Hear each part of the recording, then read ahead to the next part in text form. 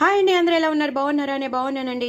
చూసారు కదా ఎంత బాగా మరిగిపోతుందో. ఏమనుకుంటున్నారు? వెల్లుల్లిపై పోపు పెట్టాను, అలాగే ఎండుమిరపకాయల పోపు, ఇంగు పోపు ఎక్కువ వేసుకుని చక్కగా ఎంతో బాగా చేసుకున్న చింతపండు కూడా ఒకటేసారి పప్పుతో పాటు ఉడకబెట్టేశాను.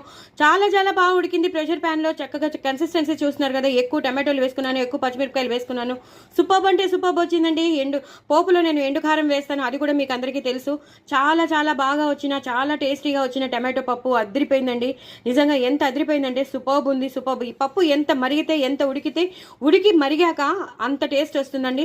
సో డూ ట్రై ఇట్ అండి. ఎంతో ఈజీగా చేసేసుకోవచ్చు. నేను చెప్పిన విధానం షార్ట్ వీడియో నేను పంపిస్తున్నాను, అలాగే చేసుకోండి. వెల్లుల్లిపై పోపు పెట్టుకోండి, మర్చిపోవద్దు. అలాగే ఇంగు పోపు పెట్టుకోండి, ఇంగు మంచిగా వేసుకోండి, అప్పుడే బాగుంటుంది. చక్కగా ఎక్కువ కరివేపాకు, కొత్తిమీర కూడా వేసుకోండి. ఆల్రెడీ నేను వేశాను, మీ షార్ట్ కోసం మళ్ళీ నేను మీకు చూపిస్తాను.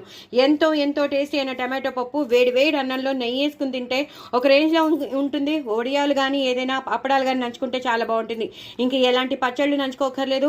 వేడి అన్నంలో ఇలా తినేస్తే మాత్రం సూపర్. చూస్తున్నారు కదా ఎంత బాగా ఉడికిపోయిందో. మరి నా ఛానల్ సబ్స్క్రైబ్ చేసుకుంటారు కదా. నా ఛానల్ని మీరు సబ్స్క్రైబ్ చేసుకుని అలాగే లాంగ్ వీడియోస్ చూడండి, స్కిప్ చేయకుండా చూడండి. వ్యూస్ పెంచండి, సబ్స్క్రైబర్స్ని పెంచండి. నలుగురికి షేర్ చేయండి. నా ఛానల్ని ప్రమోట్ చేయండి. ఇన్స్టాగ్రామ్లో పాటలు పాడుతాను, అవి కూడా ఫాలో అవ్వండి. పప్పు మాత్రం అదిరిపోయింది. నిజంగా గుమగుమలాడిపోతుంది. ఆ ఇంగు పోపు ములాంచి, అలాగే ఆ వెల్లుల్లిపై పోపు ములాంచి, ఆ పోపులో వేసిన ఎండు కారం ములాంచి, ఇంకా నేను చెప్పలేను.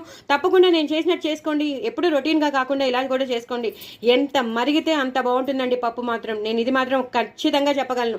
ఎంతో మరిగిపోయి ఉండాలి అది. కాసేపు అలా వదిలేసేయండి, ఎంతో బాగుంటుంది పప్పు మాత్రం. డాబా కాదు, ఏది పనికిరాదు, అంత బాగుంటుంది. మరి నా ఛానల్ సబ్స్క్రైబ్ చేసుకోవడం అసలు మర్చిపోద్దండి.